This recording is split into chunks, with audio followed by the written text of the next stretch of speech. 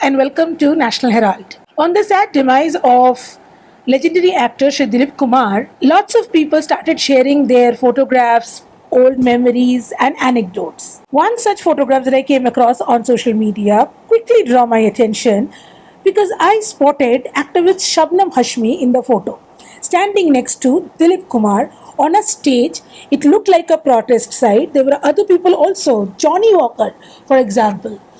And in the background, there was a banner which read, Sehmat Kalakaro के खिलाफ भाजपेयी गुंडों का हमला.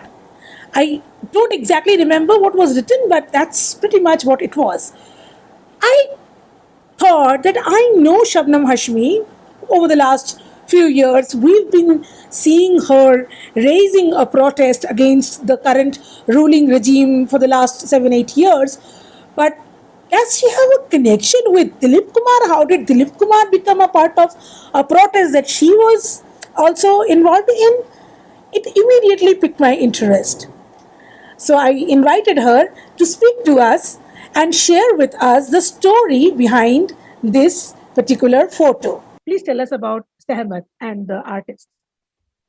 See, Sehmat is an organization which was formed after my brother's murder in 1989.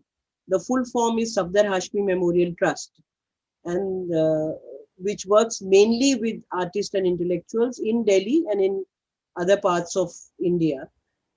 It was a spontaneous decision by artists of India to form Sehmat after Safdar Hashmi was murdered attacked on 1st January 1989, and hundreds of people came together.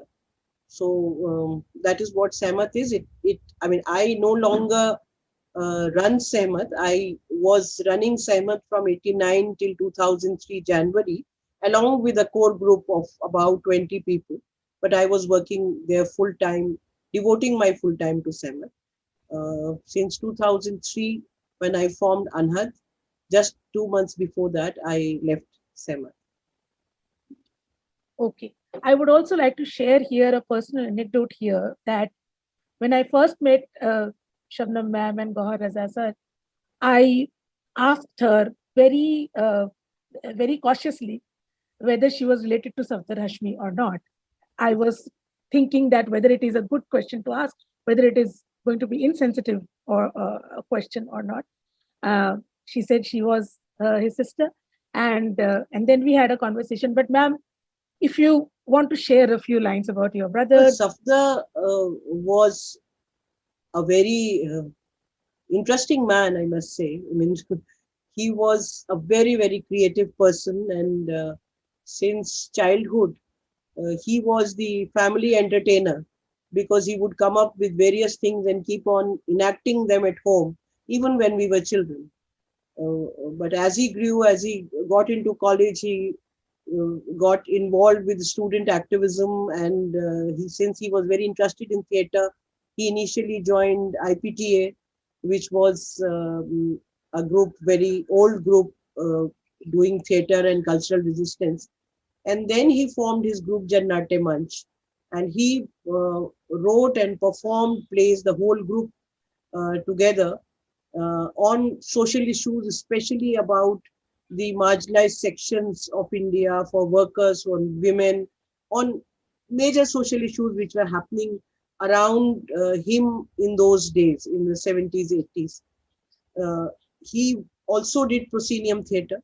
And on 1st January 89, when Jannate Manch was performing in Sahibabad, they was performing in support of the workers who were on strike. So that is about Safdar. You can keep on talking about Safdar. He was only 34 years when he died. And I would say that was, he was at the peak of his creativity. The kind of plays he was doing at that time are supposed to be much, much more matured and more creative than his initial years.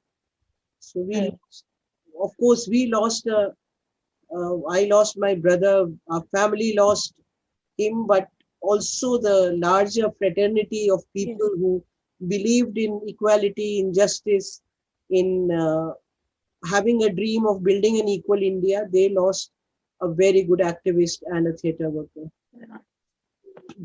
Of course, we can talk about Safdar Hashmi at length, and there is no end to how much we can discuss him. He's a legend, that is for sure. But let's coming back to the photograph. So tell us behind the story behind the photo. See, this is when I was in Sehmat. This is from 1997, if I'm not wrong, 1997 or 1998, one of those years, when the elections were going on. And from Lucknow, Atal Bihari Vajpayee was fighting. And as always, around the election, whether during Sehmat times and now in the last 18 years that I have been running Anhad, we have also always done very big campaigns around the constitution, around constitutional rights. If there is an attack on the constitution, then safeguarding the constitution and democracy. Because we always believe that that is the time when people are more open to imbibing or internalizing the ideas around, which are around politics. And that's a good time to reach out to people to talk about various issues. And there was the whole day, there were performances and there were visual artists who were doing murals and other things, doing installations. So on, I think 6th, 7th day, I don't remember, on one of the days, there was a call given for all the celebrity artists to also come and in solidarity with the fast.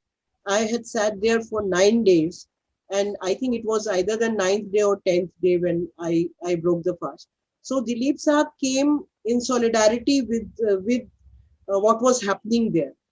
I also, it is 20 years ago. So, I don't remember who called him. Yeah, I was going to ask that. Yeah. Yes, because there was a, as I said, there was a coordination group formed there around the whole protest. And there were people who were calling people from across India to come and, and stand in solidarity with this demand. So, and Sehmat, as you know, was a platform of artists and intellectuals. So maybe one of the people within Sehmat had approached various people.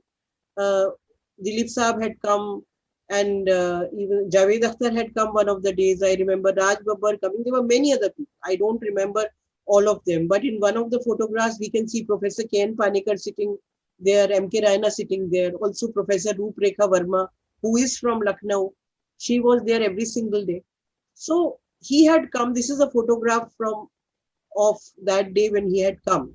And then after 3-4 days, he came back again, because it was decided that on 2nd October, we will finish this and I will break the fast. So he came back again on 2nd October, the day, and on that day there were also Qawwali singers, and it was a huge kind of a resistance movement there. So he gave me a glass of juice along with all the other activists and local journalists. There were a lot of people, thousands of them, every single day. So this actually sounds like these sounds like those the anti-CAA protests. yes, The way the anti-CAA protests sort of became a not only just a protest movement but also a cultural movement. It sounds like that. Also, the farmers' protest these days. Yeah. It was just that, I think sometimes it happens that there is, one moment which catches the imagination of a lot of people.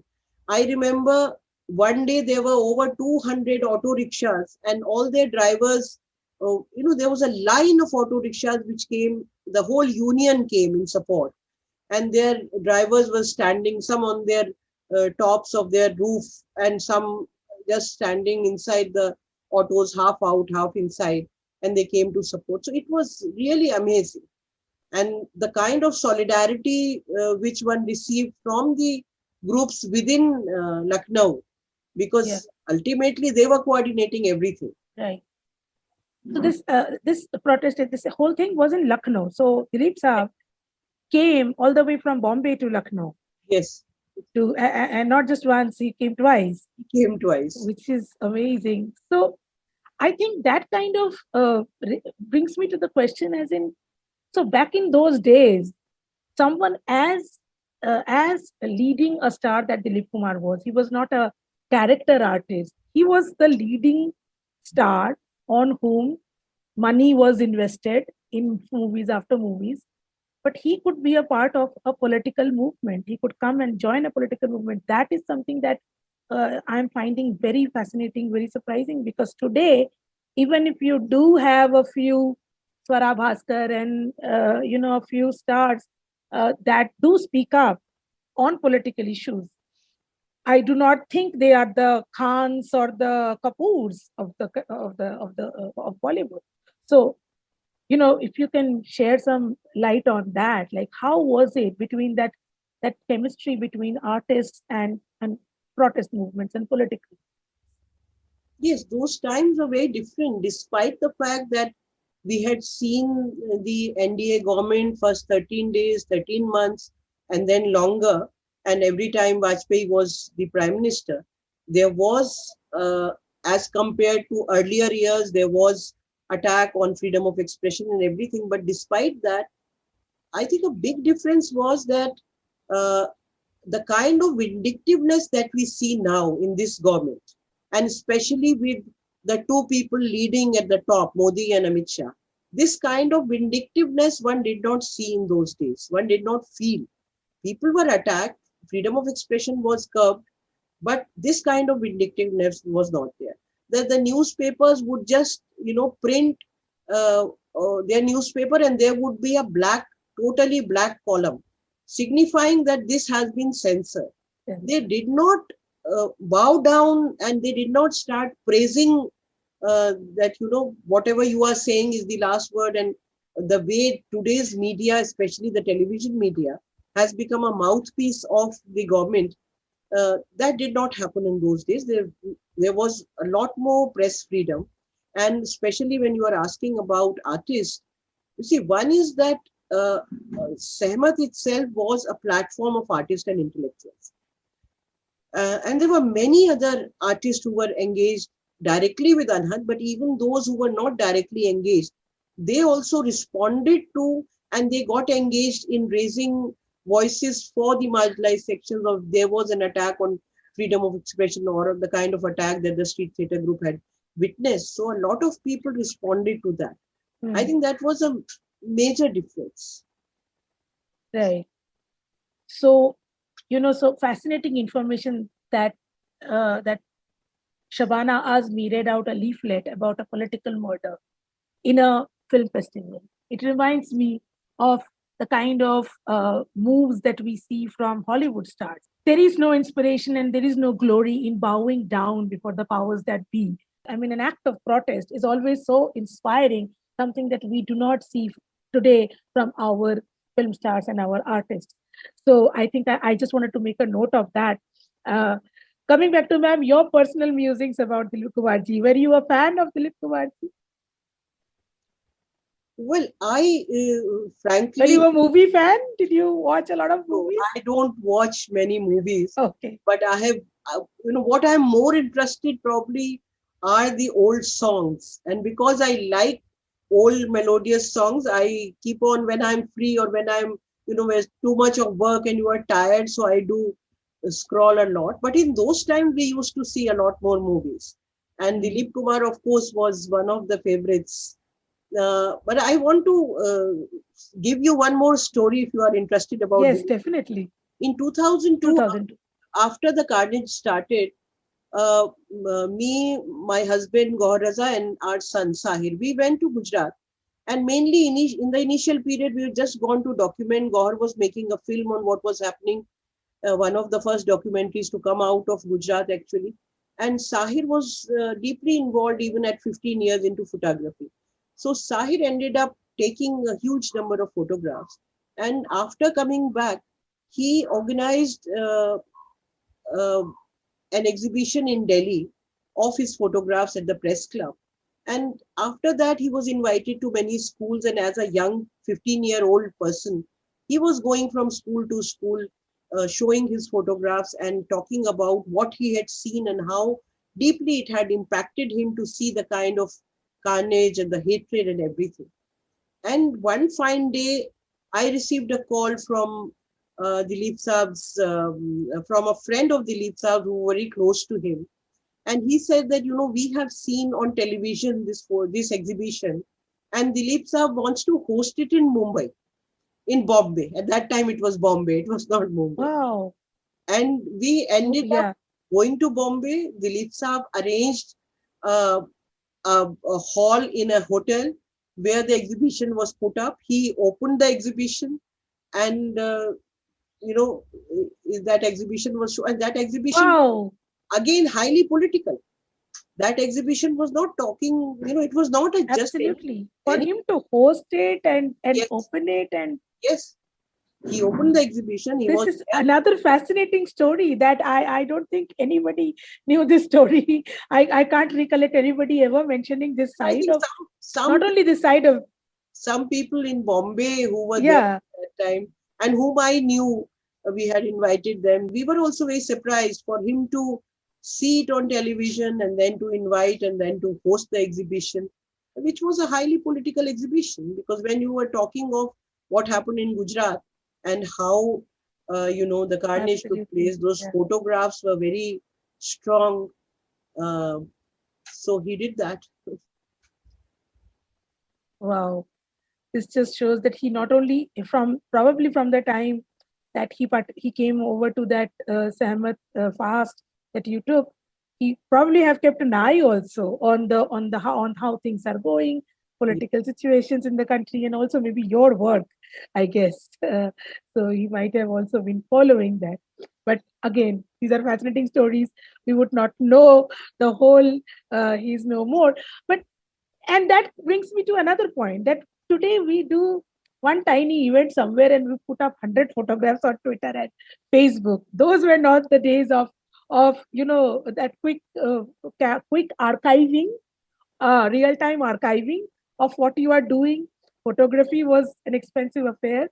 So it turns out you put it out on your Facebook that you yourself did not have these photos with you. Is that right? Yes, that's right. Also, So because you only no, I think also the reason is that at that time, during those 9 days, it was every single day on front page in Lucknow at least, and in many other newspapers across UP and also in other states.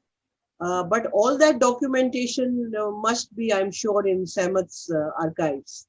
And since I have been, when I left Samat, I came out with in those times you didn't even have mobile phones or enough mobile phones to have all the email IDs or phone numbers. So I didn't have it. Yesterday, I got it from one of my colleagues in Gujarat. He sent it to me first. I don't know from where he got. I think some people started sharing, and then it was going around on social media. yes, second photograph appeared sometime in the afternoon. Again, was sent to me on WhatsApp. And one of the last thing that I wanted to ask, because you talked about you leaving Sehmat, and this you have put it out on your Facebook that Sehmat's history has been sanitized and none of this has been retained. So if you feel comfortable, would you like to share why is it been sanitized and why is it not? Well, I don't know. I think there is first let me clarify that because I also got some trolling on the Facebook telling me that you are no longer a Marxist and so on. So one is that, I was never a Marxist. I began my activism working in a basti. I was more of and continue to be a person who feels from the heart. And I always, if I feel agitated about something and I feel that, somebody around me needs compassion, needs love, I react from more emotionally than academically. I'm not an intellectual. I have never claimed to be. So I have never read Marxism. My politics has been always left of the center because I believe in equality, in having equal rights for every citizen and so on. And in the organized left, there is this very problematic thing that if somebody moves out, if somebody leaves them, then they are not happy about it. and it is not, I mean, I was nobody. I was just an activist. We have seen this happening to many people. Mr. Chaudhary, what was his full name? The MP from West Bengal, who had, why am I forgetting the name? So he had raised this question that the politics of saying that we are equidistant from BJP and Congress is, he didn't agree to that. And he then resigned, or he was made to resign, and then he was reduced to, like, he was nobody. He was one of our best parliamentarians. So I was that way, nobody. I was just running Sehmat. And I first left the party. I was in CPM for a very long time. I felt constrained. I thought I could do a lot more work, lot more creative work than what I was being able to. And after Gujarat, it was, I felt that only sitting in Delhi and working amongst artists and intellectuals, though it was extremely important work. And I'm not undermining Sehmat's work. It has done huge amount of work. But I felt that I needed to move on and work more on the grassroots, travel across India, connect with the marginalized groups, connect with a lot more people than only artists and intellectuals. So I first resigned from CPM, and then I moved out of Sehmat. And as the tradition stands, once you move out, so it's fine. It's fine. Ill will for Sehmat. I want them to flourish, to do as much work, because I think in these days, every single organization or individual who is raising a voice of dissent is very important, and there is a need to work together, and there is a need to come together. So, I mean, at least from our side, we have been trying that. And you have already mentioned in the last 2 years, whether it was Bate Aman Ki, where we got thousands of groups from across India on one platform and traveled across India in 2017-18, 5 women carvers, or later on the If We Do Not Rise campaign, it has over 540 networks and movements. So we want to work with everyone who is against fascism, who wants to safeguard democracy and secularism in this country. But there are some things which hurt you at one level. So I wrote that one line, which is becoming, people are asking me about that. So I'm sure I'm not the only one who asked you. You are not the only one. Okay, great. Thank you so much, ma'am, for speaking to us. Fascinating information shared with us by our guest today. There is always some fascinating story to everybody around us. Just walk out of your home and speak to anybody, you will find an interesting story. We are trying to collect more such stories here at National Herald. Please keep watching our channel. Please subscribe. Please don't forget to click on the subscribe button. Please like and share our videos. Thank you for watching.